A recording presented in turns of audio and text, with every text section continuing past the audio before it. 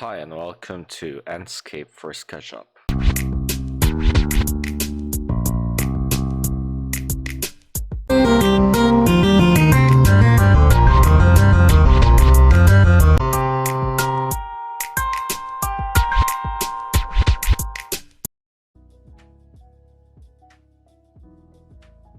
Today we're going to make a simple perspective in Enscape using surroundings. So first I will open my SketchUp model. As you can see here, I prepared a SketchUp model of a corner lot, and my scenes will look something like this. I first have my site development plan scene, and all these outside I put into a render layer called R surrounding. These tags have not yet been organized into folders, but placing the letter R makes me know that that's for rendering. So if I go to layout later on for blueprint documentation, I can just turn off the letter R. I already have my sample scenes, but for rendering I will just be using the perspective views. So examples of making a surrounding is by using the Enscape assets. So let's go to that first.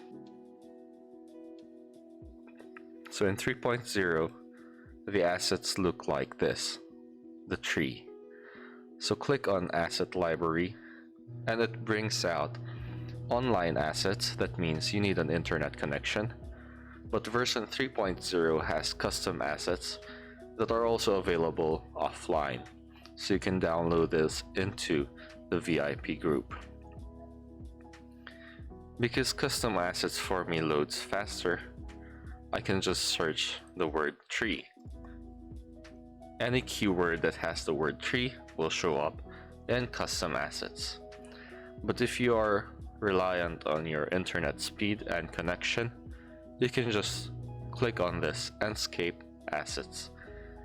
And on the left side, you will see that they are organized by tags or categories. For example, I'll click on vegetation. I have 510 vegetation assets online. So it's as simple as clicking and placing onto the SketchUp model. Now sometimes when you press escape or space, the custom assets or the asset library shows up again. That makes you choose another asset, say this bamboo. Since I am top view, it's easy for me to organize where the assets should be.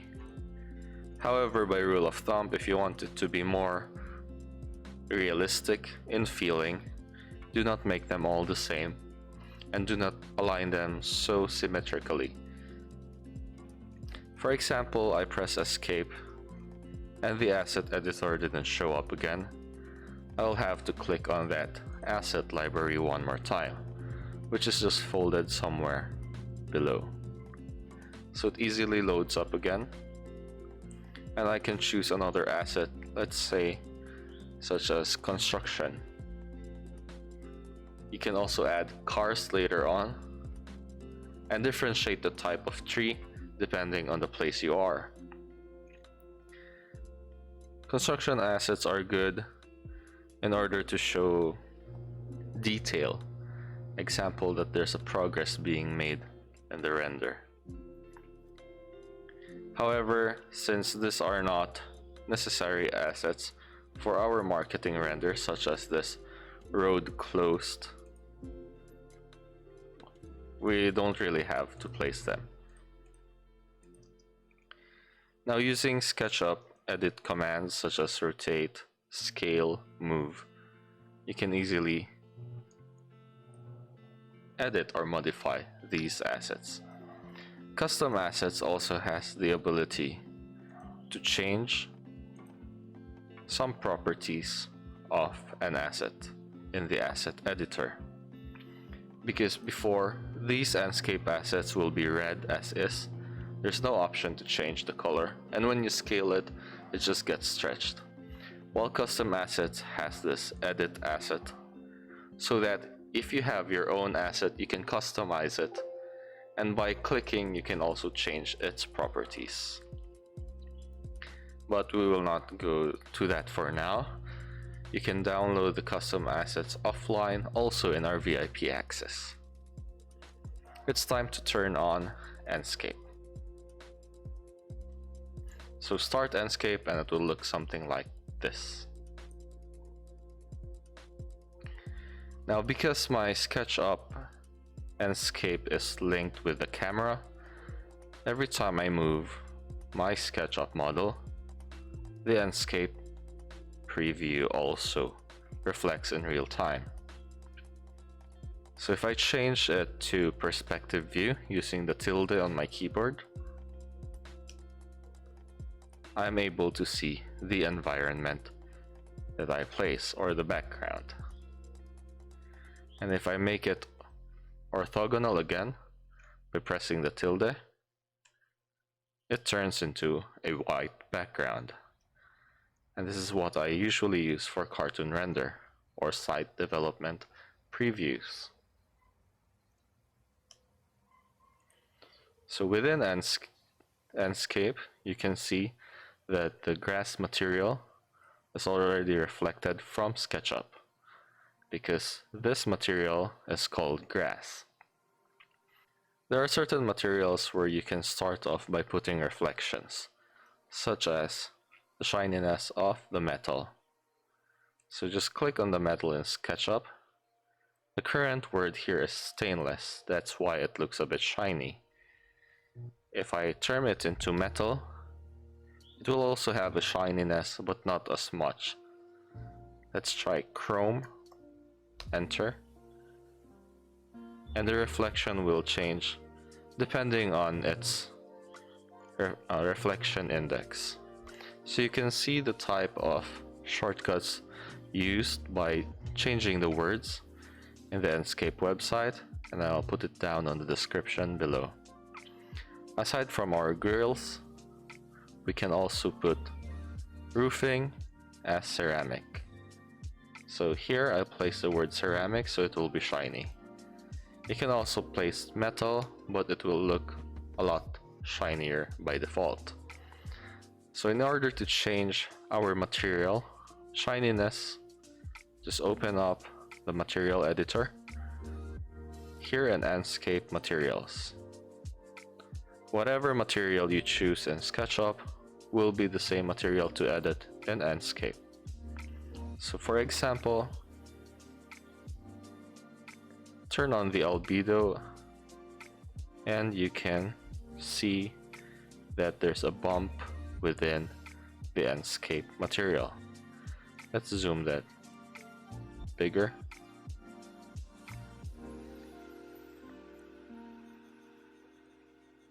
Put my material up and down. So you can see how the roof has more groove into it. Materials that we usually add the grooves onto are those with bumps, like tiles as well. In this example, I have a concrete wall. If I select on that material and use albedo,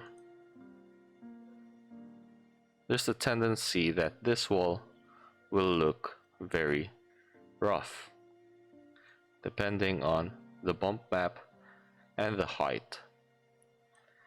So if you have a custom image, what Enscape will do is get the brightest part and the darkest part of the map to make a height map, especially if you have no time to download bump maps like in other rendering programs.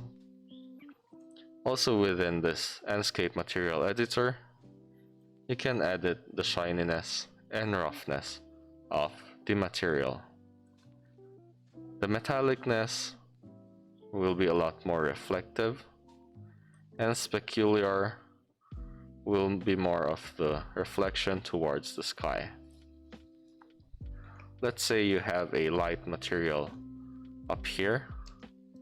If I draw a circle and make this into this material, even if it's black, I just click on it and open Enscape material editor. I can turn this material into emissive or shiny. So I can do that here in the type and then self-illumination, or by writing emissive here. That's single M double S. Now what emissive will do is will make the color shiny or to produce light. So if I turn this into a better color, let's say red. If you can see in the Enscape preview, since it's daytime, it doesn't look that bright. But in the Enscape material editor, self-illumination is turned on because of our keyword emissive. So you can turn the luminance higher or lower and it will shine during nighttime. Let's try to edit the time of the day in Enscape. So I can change the time of the day using the letter U and letter I. So when you see that it becomes nighttime, our emissive becomes emissive or produces light without using Enscape lights yet. This is just using the material. If you want to add a light, there is also an Enscape light option. For Enscape, and it will look something like this, just a plus sign. Enscape objects can be loaded with IAS lightings for more realistic lights, but let's just do default lighting now. I'm going to choose something called sphere. So I click on sphere. My first click in the model will be a reference point. Let's say here, click once, that's the middle. The second point is where the object will be. So you can use your arrow key, like up, to stick to the vertical axis. Click, and because it's a spherical light, that will be the final location. Other lights such as the spotlight will require, I think, 3 times. 1, 2, and the third one will be what area it will illuminate. 4. Okay.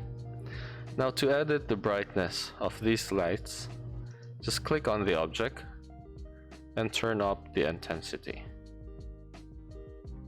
If you think that the light is too reflective, you can adjust the radius as well for the spread of the light. So most spherical lights are used to illuminate an area inside or outside, but not directly on the wall. Spotlights are nice for pendant lighting or areas that you want to illuminate specifically, such as this one, this cone. Beam angle. And if you double click on that light, you can adjust some of the properties, such as the location, the position of the light, or the area it is illuminating.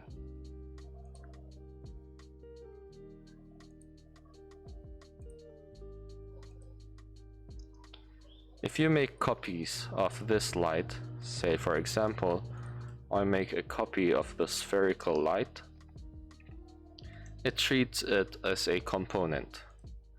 So if I go into it, I can see that this is a copy of this.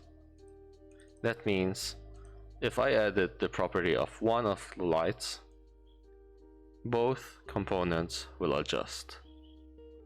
So just like using SketchUp components, you can make the other one unique so that it will not affect the other light. So I want this to be red. I can try to color it as well and see if it has an effect.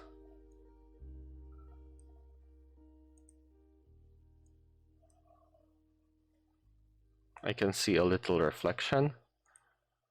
That is red in color, and that is from this red painted lamp.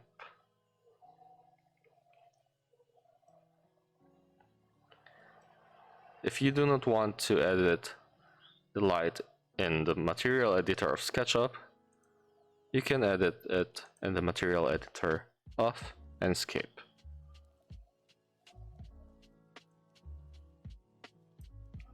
So you can edit the color, let's say orange.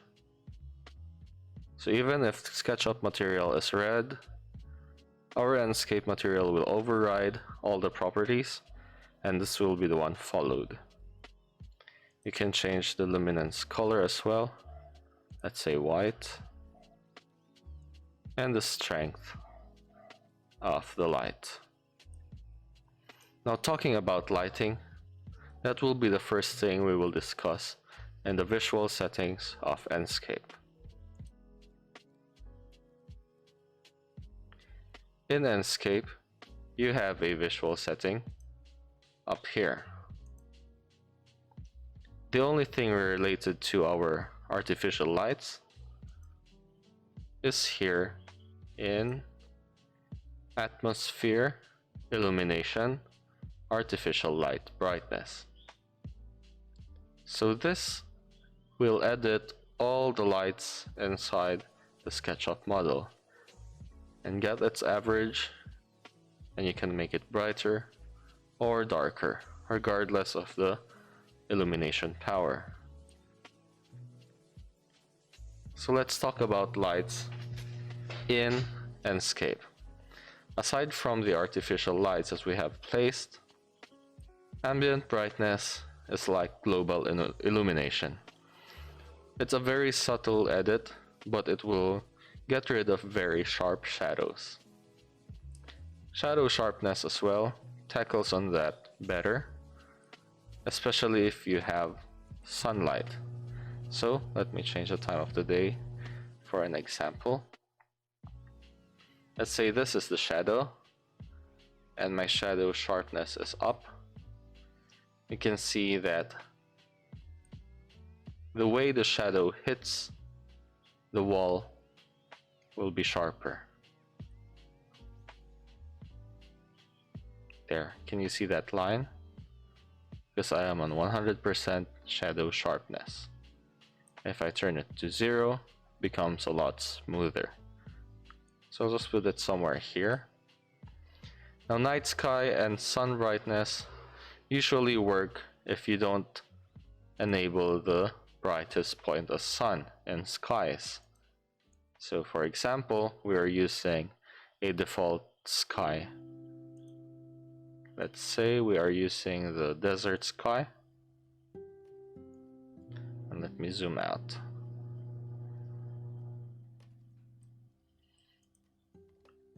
So if our sun brightness is up, it will make the direct lighting of the sun a lot harsher towards the building.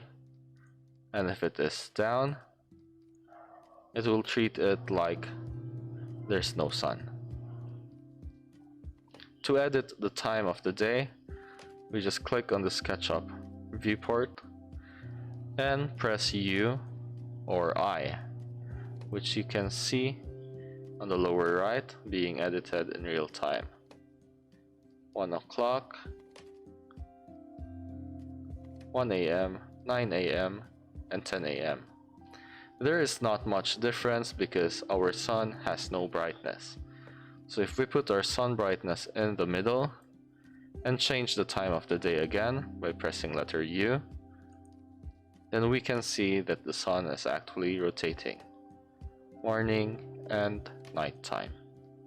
And during the nighttime, our lights, our artificial lights become more illuminative. So that's the sun, and it's part of the default sky of desert in the skies. Okay, I can make my night sky brightness up or down.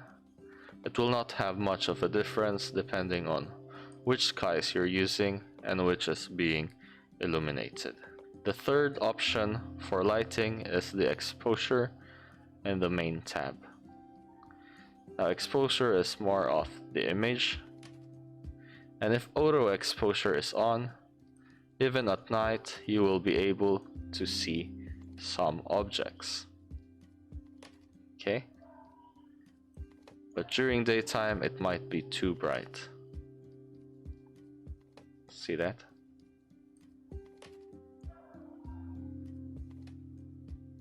Okay, so since we're going to tackle the night sky, let's go back to night, and by default there are stars.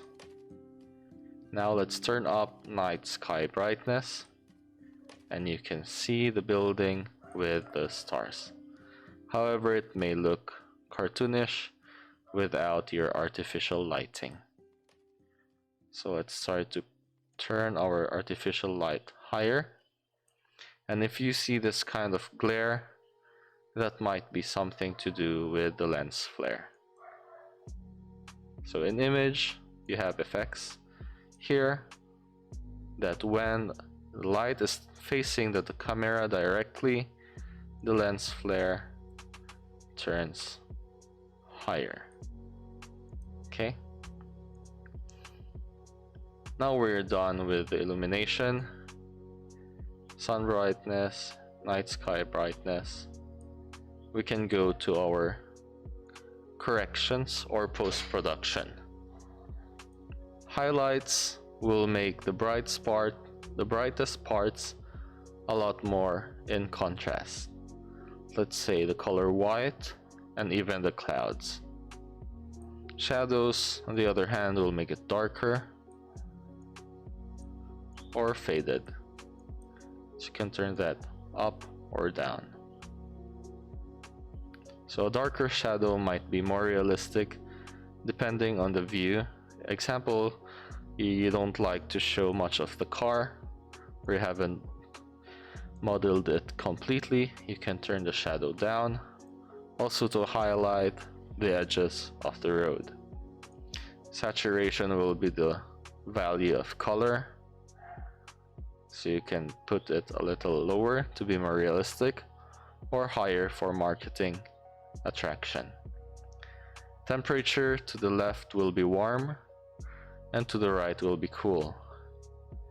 Now warm is good for many interior feels where you want it to be cozy, and cool is nice when you want the color white to be balanced. Effects for motion blur will be for video while it's moving. Lens flare, we have discussed that for the sunlight or direct lighting. Bloom will be how dreamy it looks like. Vignette will be the black border around it, like this. And chromatic aberration will make it less sharper, adding a sort of red and blue hints, like when you take a film camera photo. So you can just leave them by default.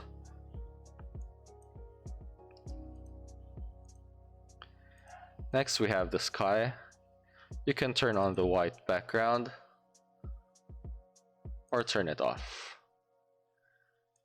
Let's see the nighttime. Is there a moon? It says moon size. So depending on the night sky and the direction of the moon, you can even turn the radius of the moon higher or lower. Clouds, density will be how heavy the clouds will look like, and variety will be how much shapes there will be in the sky. Cirrus amount are the smaller clouds. So to make it a bit more realistic, I usually have it low or off density and lower cirrus depending on your location and the type of weather you have. Contrails are more of those like the jets or the airplanes that pass by, while longitude and latitude are just their direction. Now that we're done with that, you can choose an environment such as forest and rotate the map.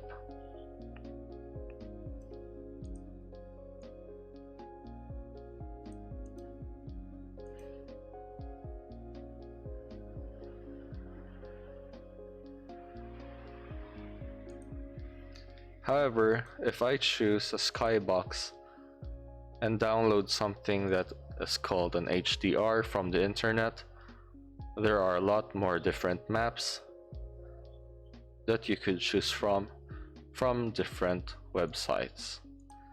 So for example, I have downloaded HDRs such as this one called Sunrise HDR. It's going to load that photo into Enscape and treat it as an environment. Wait for it to load. If it's not loading, just try to keep on rotating. Brightness will be the brightness of the image. So sometimes if it's down, it will just look black. If it's very high, it will look white. So you can change the brightness of the image. Since this is called sunrise, I think the true brightness will be around something like this, and you can rotate it. However, see that the brightness of the model still has a sun on a different direction. We can change the time of the day by pressing letter U and letter I, but we can also click brightest point as the sun to stick to this location in the image that the sun is right here. So I cannot show that sun if I want it to illuminate the building directly like this. And most of the time using this kinds of HDR makes it look a little bit more realistic because it might be based from real world environments as well. So if you find something or you can make an HDR from the Philippines or wherever location you are, then it can be more realistic depending on your location. After that, I just added the brightness here, but the downside to this is you cannot rotate the time of the day because the brightest point, the sun, is already fixed. However, you can still choose to open white or disable the background. So going back to SketchUp, let me disable these artificial lights. Click, delete, click, delete, click, delete. This time we are going to render this model image. So you could choose to link the camera by pressing this or unlink it. Now if you unlink this, then you have to set up the camera view in Enscape. So go to main and edit the field of view, which will be your camera angle lens. Using your commands, in this question mark, you can see other tips and controls such as the time of the day, that's letter U and I, or using shift and right for the solar angle, which is the same as time of the day. Solar rotation, reset sun will be home. These are new shortcuts I have not seen in the lower versions.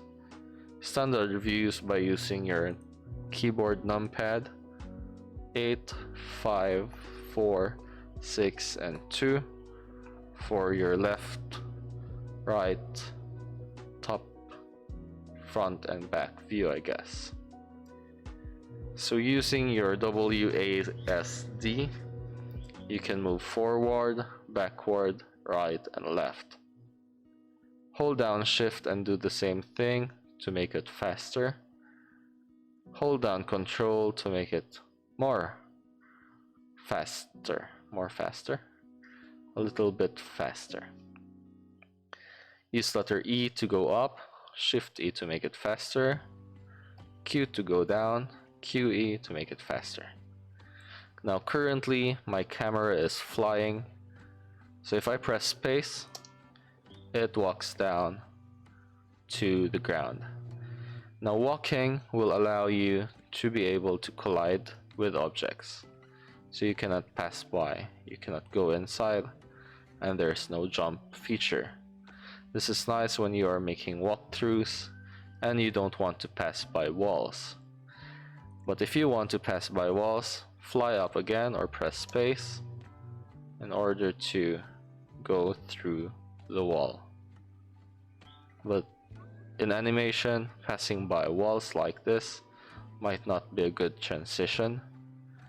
So you could either choose to open the door or cut it here and proceed to the animation here. Now the field of view for interior is better with a higher field of view angle, around 90 to 100 depending on what you're trying to capture in the space. Now there are other settings here in Enscape that we will discuss just for making a render. So what I'm going to do first is change my output size. This is the size or how long you want your render to be. So window size means whatever the shape of this window is will be your render shape. You can make it into a portrait render. So all you have to do is just resize the window and that will be your render size when you export. Now changing the window smaller will take up lesser memory because there are less pixels, and making it bigger will take up more memory to load if you don't have a strong laptop or PC. Another way to handle the PC settings is to make the rendering quality draft, high, or medium. Now the lag can be caused by the number of lights or the number of texture and their sizes you placed in SketchUp.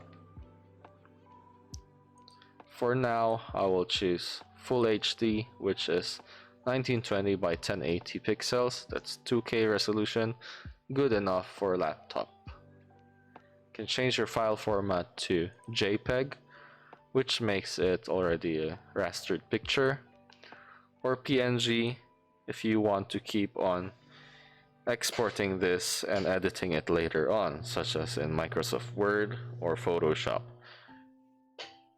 Next, since you are only going to render a perspective, let's just choose image and choose the default folder. I usually choose the desktop so that I already know which ones I'm working with and just organize them later. Automatic naming, let's see what it does. It just uses a file name that has the date, so you don't have to place the date anymore. If you click on Export Object ID, Material ID, and Depth Channel, this is good for editing in Photoshop later on. So for demonstration purposes, let's try to export this, and let's choose PNG for now. Next, I'm going to choose my camera view, and since I am down here, I would like a 2-point perspective view that will capture the facade of the building. So I press space to seem like a person is standing here, and I would want to change the angle of the sunrise. So I would like to highlight shadows going to the building. Since I have breakers and ledges here, I would like to show the viewer that it's being utilized by making the shadow go through that, and adding plants in your foreground and background and casting them on towards the building makes it seem also a little bit more with a mood. So it's like there's a story to tell, that this has a place with a forested area or shading. I guess this would do. I'll check my atmosphere if I want to add things such as the fog intensity and the height. Now I really don't like to put the fog too much, so I can see the building more. Change the sun brightness higher, it looks too much exposed. Lower looks too much flat, so I'll put it somewhere near the lower middle. Shadow will not be so sharp. I have no artificial light. Ambient will just be okay here, so I can see below the roof. An image, I'll make my highlights, since I have too much white color, I'll make it lower so I could see the sky. And shadows will be darker, so there will be a bit more of contrast, and they won't notice the plants that are too similar. Temperature, I'll make it cool. Saturation, I want to show the sun warmth, so okay, bit higher. Exposure, not too bright, just something like this, so it seems like a lazy afternoon while still clean.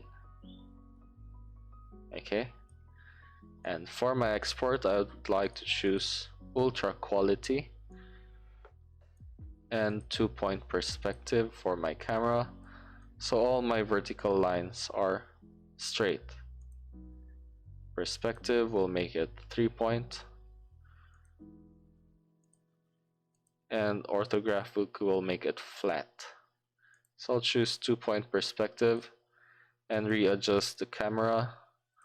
Now 2-point is better when you are lower, because if you are up here it will look distorted. So I'll press space again to fall down, and it will seem like I am there in real life. Choose a better angle, let's say here, to get the road closed sign. Maybe not so much, it will be distracting. And because I have a new angle, I want to go a bit lower, so I press space again to enable my flying camera. I want to get the foreground as well. You can also use your middle mouse button to move the camera. Now one more time, let's go to the visual settings, and this time I want to see the depth of field. Turn off autofocus.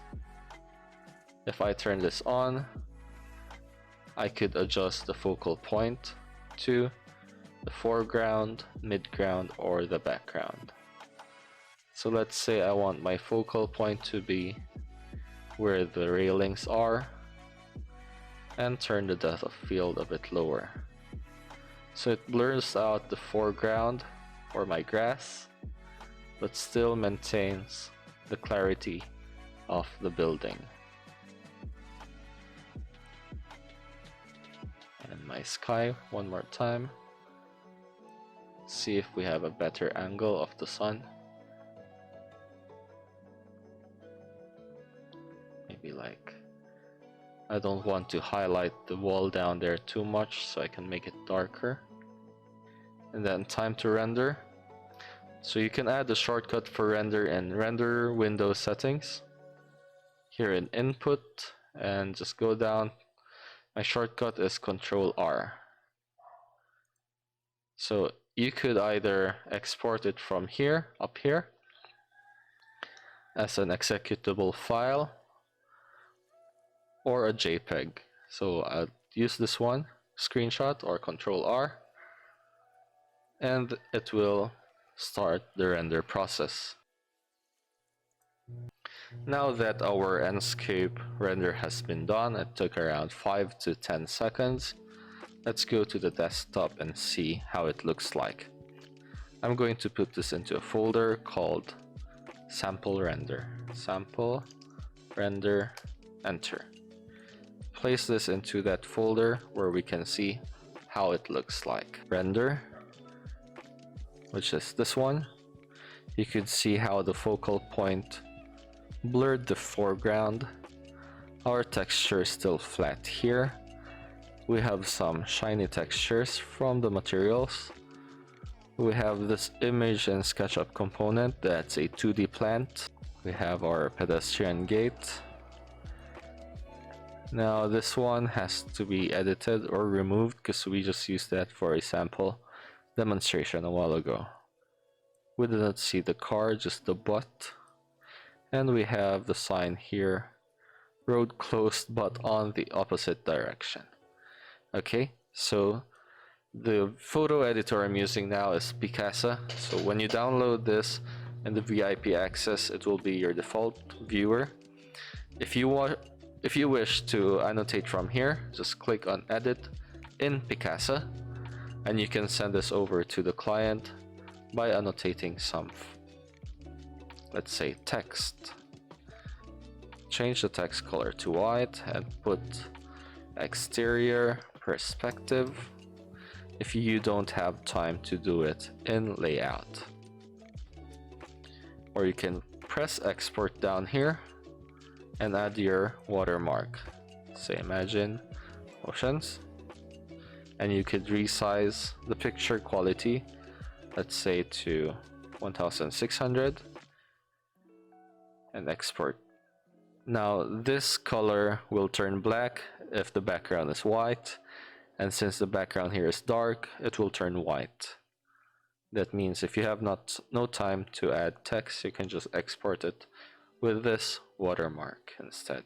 If I double click on the mother file and I click on edit in Picasa, I still have the option to edit these text as long as I did not save it. Okay, now in Picasa you have the second tab that says fill light.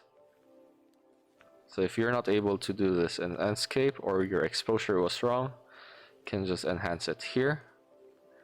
Highlight and shadows. Color temperature as well. So it has the same concept, but it does it a bit differently. So I notice it's too orange now. I can change the temperature lower to get a more correct white balance. Okay. If it's too blurry, you can also sharpen the image, but making it too sharp will be pixelated. So I'll just keep it down there and save. Now when you save, it's going to become a JPEG. We will not do that for now because we want to see how this other photos look like. So this is the depth made from the focal point, the blurry foreground, the clear midground, the blurry background, and the clear leaf here, the left side of the foreground. We also have this material layer. That means when we see it in SketchUp, these have the same materials. This is the wall material, and this is the accent material, and this is the metal material. I'll show you what to do with that for now when we go to Photoshop. Okay, and this is the object ID. So it's like material as well. This is the material ID and this is the object ID. Now I'm guessing object ID deals more on the geometrical shape, such as the road, the wall, and the grass. Unlike in material, we cannot see the road because if the road and the wall have the same material, then they will just be colored as one. So we will use this as our base layering. Now let's open Photoshop. Photoshop Portable is available in your VIP access as well for those who availed volumes 1, 2, and 3. Now, since this is a portable version, there's no need to install, there's no crack involved. It's an open source. I mean, the company is not open source, but the way you open this is just like opening it in a browser. So from here, other Photoshops, you can just drag and drop the pictures, but for now we will choose to open it through Open. Okay, look for that folder, sample render, and select everything. Open. It's going to put all the 4 photos here in different tabs. So we have the material ID, the object ID, the depth, and the photo as well. Let's search texture, road, and let's say this one. So even if this is in top view, I would like to show that some of those mosses. So what I do is I click on it and download it for a higher quality, or a copy image and paste it in Photoshop. However, if you do the copy image, it's going to be a lot smaller as seen in the thumbnail. Now it saves it as a layer here. Let's see if we can see that. It says layer 1. Or I press Ctrl T so I could move this around. And I could also change the shape. If I click on this, it resizes, but if I hold down Ctrl, I can skewer it or distort the image. So what I do is I have to copy the whole thing. So Ctrl A, copy, go here and paste. It will be pasted into another layer called layer 2 this time. And just like in layout, whatever is below and above will be shown first. And let's do the same thing. Choose the wand tool, or W, magic wand, select the road, hold down shift, a plus sign will appear, just like in SketchUp. Save selection, name it as road, enter. Now when you turn off this visibility, off the ID, you can hide the material ID, but the selection will select the road in our render. So example, you pressed something else and the selection is gone. You can right click and load selection and look for that road. Okay, it will select it again. Okay, and now that we'll try to select it, there's a method where you could put this image inside there. Select that layer of this image, which is layer 1, Ctrl T. Now we can move it around.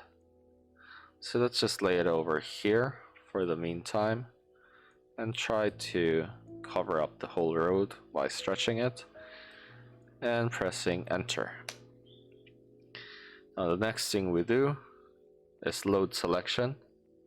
So right click, load selection, and get that road. Okay, now we see that the road selection is above the image. And the next thing you do, very carefully, go down to layer mask. Can you see that? It's the third button that has a hole in the middle. So click on that and a layer mask will be added. Again, just click on that image, load the selection, and press add layer mask.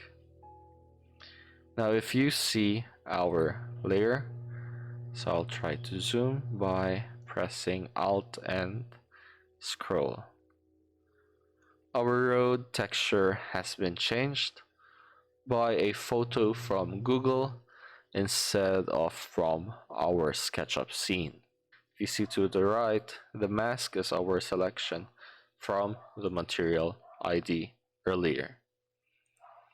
What you can do is click on that middle thing. Alright, I'll zoom in again. This thing.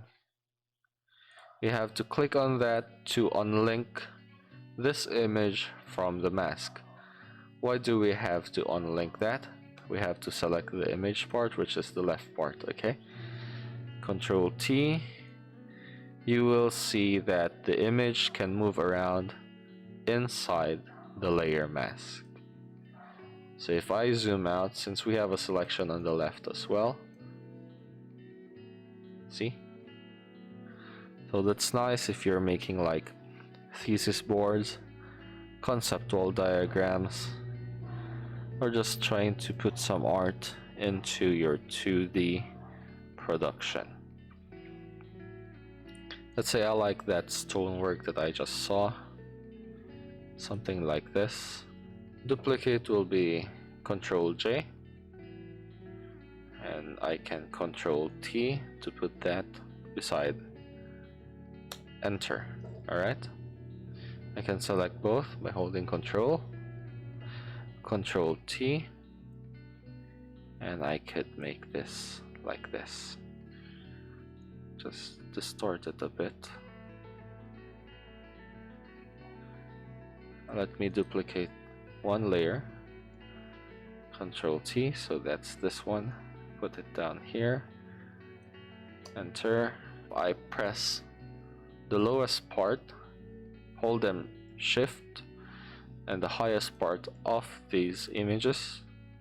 I could merge these layers, so it says merge layers, to create just one photo. Okay, and in that time I could turn on my load selection of the bricks and add the clipping mask there. So I'll see what my opacity does again. Just something like that. Very, very minimal. Okay, even if it's distorted. For the brightness, I could click on brightness on the upper right. If you see here, it says brightness. Okay. However, this brightness will edit the brightness of everything below. See that? I only want to edit the brightness of this thing, which is this layer.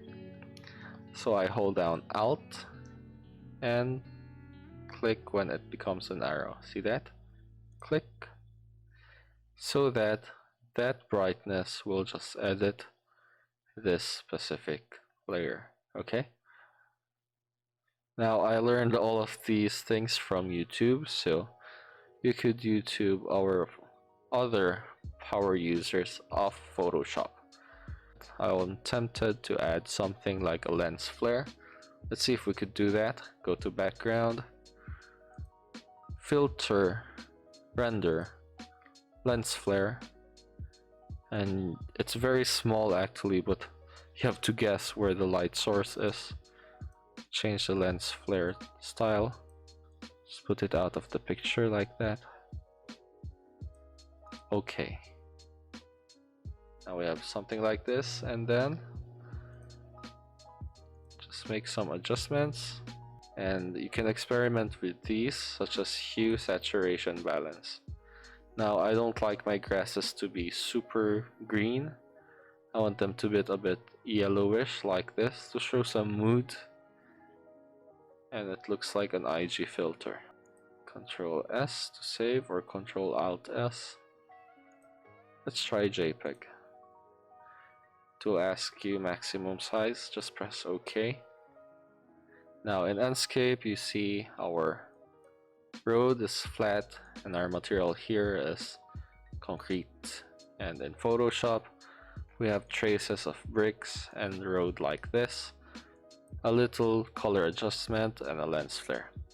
So the difference is not much, because while other people do post-production, example, this is their render, and their post-production will look so much different and more realistic. I choose to make my post-production a little close to the render, because if there's a revision here, I know I do not have enough time to do this process all over again. So I can render again in Enscape and still produce something similar. Now be careful of your materials. To edit your materials in SketchUp, press B, select that. If you have downloaded the texture image, just go here, use texture image, and open a file and choose a texture that you have just copy pasted from Google. For example, this door, see this? Instead of just choosing a texture, you can make this into a PNG cutout or a door that you have downloaded from Google, like this. Let's try this brown door, and then you can just edit the color in SketchUp depending on how well it will receive your editing. Brick texture,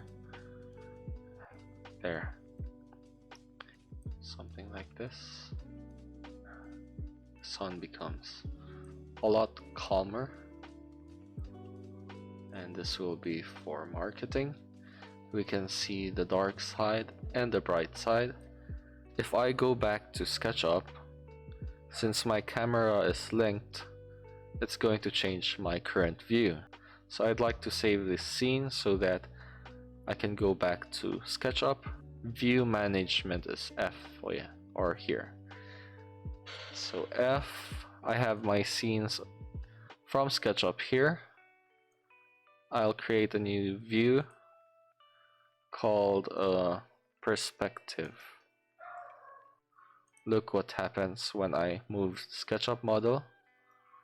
My Enscape settings are all gone, but that's not to worry, because if you check the scenes inside SketchUp, we have a perspective scene. The same scene from Enscape, okay? And what I'm going to show you now is how to use the Photoshop to open Enscape renders. File, and instead of open, go to open as. And then below, go to open as camera raw. Alright? Treats your picture like you got it from a DSLR camera. And while you're opening the file, you can edit the enhancements here. Right? So the first thing I do is, let's see, temperature. Let's make it a bit warmer. Tint will be a bit towards the violet side or the green side.